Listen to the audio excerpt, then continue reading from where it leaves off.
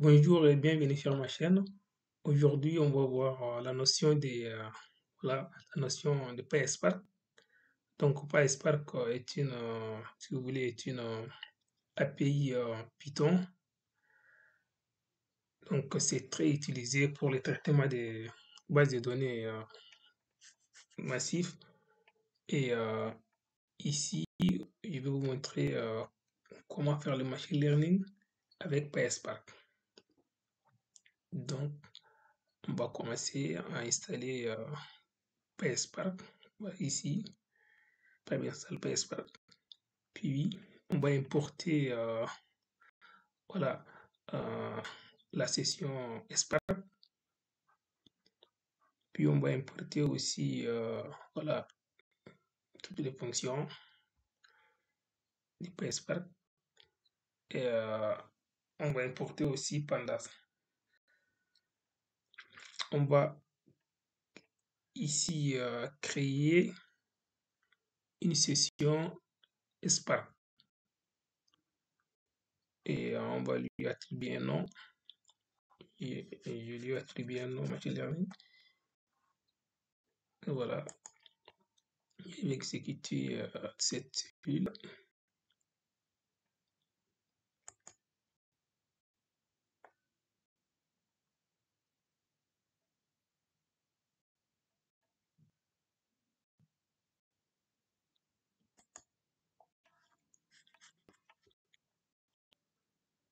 Vous voyez, on a créé la session Spark.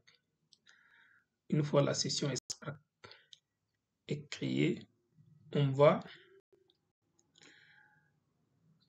ici, donc voilà, on va essayer d'afficher, on va essayer de charger notre objet de données. Donc, j'ai utilisé un objet de données ici. Voilà, j'ai des données sous forme Excel.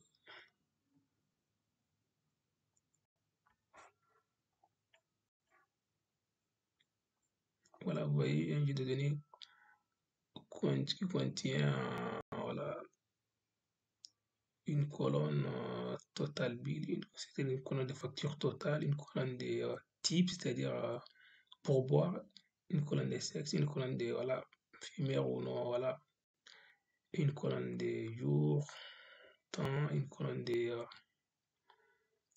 taille. Voilà, je vais utiliser ce jeu de données pour le machine learning sous PySpark.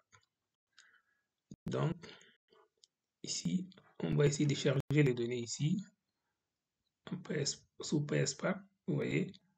Donc, on va, comme c'est un peu en pandas, on va utiliser header, l'entête. Donc, je dis header égale true, c'est-à-dire je veux que l'entête s'affiche, voilà. Et un fait schéma égale true, c'est-à-dire j'ai besoin aussi les types de chaque variable, si c'est voilà, si c'est des types objets ou bien si c'est des types numériques, voilà. Ici, format CSV. Vous voyez ici, on a une donnée en format CSV. Voilà, je vais essayer de charger le jeu de données.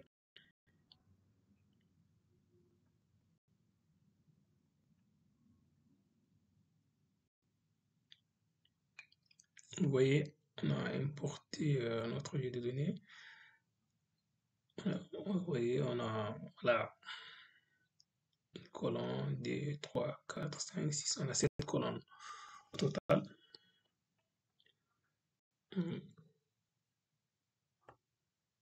Pour les times, vous voyez, on a les dîners, voilà.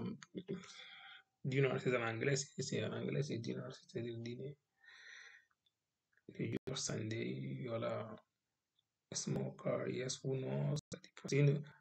Voilà, on a 4, voilà, un 2 3 4 variables catégorielles, vous voyez ici, là. Ça, c'est une variable catégorielle, voilà, femelle ou mâle ou femelle. Ici, smoker aussi, c'est une variable catégorielle. La personne femme ou non, voilà, femelle ou non, non, yes, ça dépend. Ici aussi, le jour aussi, variable catégorielle. Time aussi, variable catégorielle. C'est entre dinner et lunch. Donc, c'est petit déjeuner et dîner. Donc, ça, c'est ça, et c'est-à-dire la taille des personnes. Voilà, parfois, c'est 2 personnes ou 3 personnes. Et la variable cible, c'est la variable total bill, c'est-à-dire la facture totale. On va essayer de. Tout ça, c'est des variables. Le reste de type, sexe, smoke, day, time. Ça, c'est des variables indépendantes. Voilà, on va essayer de prédire total bill en fonction de tout ça. Voilà. Ici, ça, c'est des notions, voilà, des fonctionnalités très très importantes en PressSpark. Ça, c'est string indexer. Ça, c'est une fonction. Un string indexer, c'est une fonctionnalité, voilà, ça permet de convertir, si vous voulez, les variables catégorielles en variables numériques. Vous voyez ici, on a des variables catégorielles pour la colonne sexe, smoker, day, times. Donc, donc voilà, string indexer, cette fonctionnalité permet de convertir ces variables catégorielles-là, ces 4 variables catégorielles en format numérique. Et aussi, on a importé aussi Vector Assembler. Ça, c'est une fonctionnalité aussi très très importante en PySpark. Ça nous permet, si vous voulez, Vector Assembler, ça nous permet de fusionner plusieurs colonnes en une colonne vectorielle. Et voilà, on les a importés. Voilà, c'est des fonctionnalités. On va les utiliser en pratique. Voilà, je vais utiliser d'abord string indexer. Vous voyez, je lui ai donné les colonnes d'entrée, c'est sex, smoker, daytime. J'ai pris 4 colonnes. Voilà. Vous voyez ces 4 colonnes-là, sex, smoker, daytime, c'est ça, c'est les 4 colonnes catégorielles. Voilà, on voit ici, non, ces 4 colonnes-là, ce sont des colonnes catégorielles. J'ai donné, voilà, indexer, vous voyez, string indexer, et ça va me donner en sortie des colonnes sexe indexer. Index de chaque colonne, vous voyez, index pour les sexes de mâle ou femelle. Au lieu de mâle ou femelle, ça va donner 0, 1. Et smoke aussi femelle ou non femelle, ça va donner voilà, 0, 1. Vous voyez, et voilà, ça permet de transformer. Après, je lui applique la fonction fit et je vais exécuter la cellule. Et vous allez voir le résultat. Ah non, j'ai pas abordé. Voilà. Ici.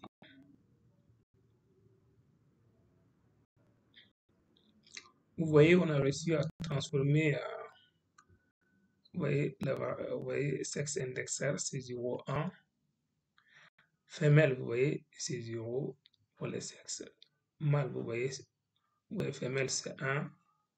Mâle, c'est 0.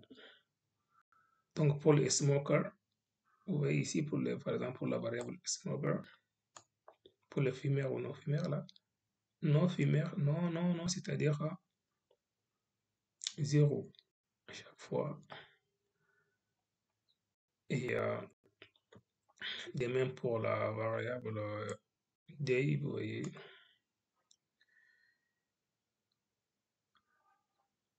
ici, voilà, pour la variable day aussi, c'est-à-dire sur le Sunday. Voilà, on a réussi à transformer, c'est-à-dire nos variables catégorielles, nos 4 variables catégorielles en format numérique grâce à la fonctionnalité string indexer. Donc, c'est très important en machine learning. À chaque fois, on transforme les variables catégorielles en variables numériques avant de fournir les données à l'algorithme. Voilà. Parce que l'algorithme de machine learning a besoin de données sous format numérique. Ici, on va utiliser la fonction une fois on a transformé nos variables catégorielles en format numérique. Donc, on va essayer de faire recours à la fonctionnalité vector assembler pour regrouper, c'est-à-dire plusieurs colonnes en une colonne vectorielle. Donc ici, je vais regrouper la colonne type, c'est-à-dire en anglais c'est type, en français c'est pourboire. Donc type, type index, smoker index, des index, toutes ces colonnes, je vais les regrouper en une colonne vectorielle. Vous voyez, je l'ai nommé variable indépendante. C'est une seule colonne. Je vais regrouper toutes ces colonnes en une seule colonne vectorielle. En utilisant, vous voyez, vector assembler. Ça va nous permettre de regrouper. Donc, je vais exécuter la cellule. Voilà, je vais lui appliquer la méthode transform. On va voir la sortie. Vous voyez, ici, j'ai regroupé voilà, tout ça à une, vous voyez, à une seule colonne vectorielle. Vous voyez. Donc, c'est-à-dire, j'ai appliqué voilà, cette fonctionnalité vector assembler qui m'a permis de regrouper, vous voyez, types, la colonne types, j'ai regroupé la colonne types, la colonne sex index, la colonne smoke index, la colonne day index, la colonne time index, en une seule colonne vectorielle. Ici, vous voyez, c'est 1,01. 1,01, c'est ici. C'est les tips. Et après, vous voyez, on a 1. 1, c'est ici. 1,0, c'est ici. Après, on a 0, 0. 0, 0, c'est ici. Smoke index. Vous voyez, à chaque fois, donc, on a réussi à regrouper, voilà, on a réussi à fusionner plusieurs colonnes en une colonne vectorielle grâce à, voilà, grâce à vector assembler. Puis, on va essayer de, voilà, notre jeu de données, on va essayer de regrouper notre voilà, la variable indépendante et aussi la variable cible qui est totale, voilà, sous un data frame. On va afficher le data frame. Vous voyez, ça c'est notre colonne vectorielle et ça c'est notre variable cible. Voilà. On va importer l'algorithme de linear regression, le modèle de régression, linear regression pour prédire, si vous voulez, pour faire la prédiction. Ok. On va d'abord diviser notre jeu de données en jeu de données d'entraînement et de jeu de données texte. Voilà, vous voyez donner, voilà, j'ai ici 80%, c'est-à-dire pour les voilà, pour l'entraînement et 20% de notre jeu de données pour pour le test. Et après, voilà, j'ai fait, voilà, j'ai donné à notre modèle les colonnes variables dépendantes, dépendantes. Et ça, c'est les features. J'ai spécifié les features et aussi les labels. Voilà, les labels, c'est total bill. Donc, voilà. Et j'ai aussi spécifié les paramètres max iteration et paramètres aussi toll, c'est-à-dire learner rate. Voilà, j'ai appliqué voilà, la méthode FIT pour entraîner les jeux de données d'entraînement. Je vais exécuter la cellule. Voilà. On va extraire le coefficient de notre modèle. Voilà. Voilà, vous voyez les coefficients 4,4 moins 1. Voilà. Et on va extraire aussi les intercepts aussi. Oui, c'est le 4. On va essayer aussi de prédire sur le jeu de données test.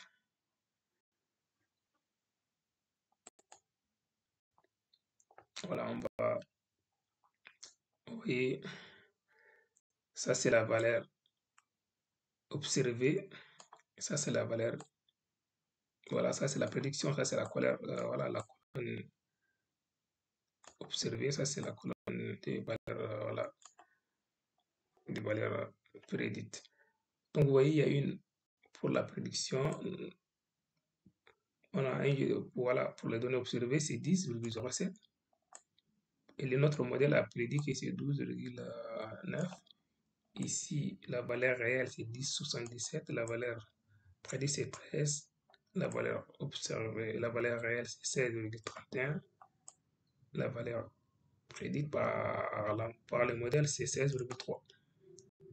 Et on va voir aussi la performance de notre modèle. Voilà. Avec voilà, quelques métriques.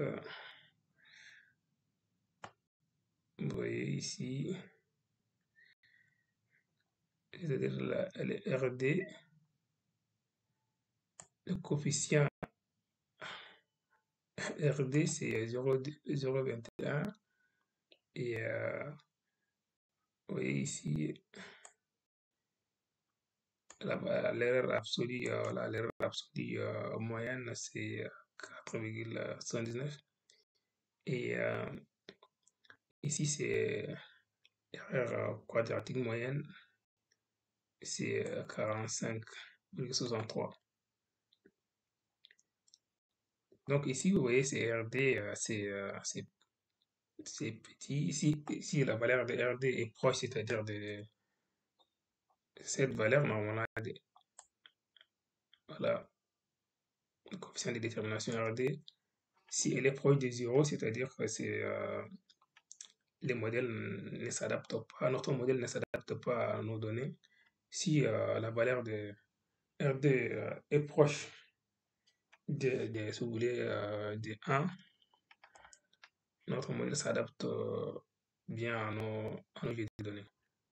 Donc, dans ces cas, donc voilà, c'est-à-dire la valeur de RD, coefficient RD vous voulez, est compris entre, cette valeur est comprise entre 0 et 1, ou bien 0% et 100%. Donc ici, 0D, c'est 0, voilà, c'est pas bien. Donc, on va essayer, comme j'ai un jeu de données, un voilà, un très petit jeu de données, et donc, il faut peut-être augmenter voilà, le nombre d'observations, ou bien il faut régler aussi les paramètres, il faut bien, il faut jouer aussi sur les paramètres ici, par exemple, oui, attends. ici, on a des paramètres. Vous voyez, c'est max iter. Voilà, il y a d'autres paramètres aussi normalement à rajouter pour un peu augmenter la performance. Et merci d'avoir suivi cette vidéo. Et si vous avez des questions ou si vous avez besoin de ces données, donc n'hésitez pas à me laisser un message et je vais vous répondre. Au revoir. À la prochaine.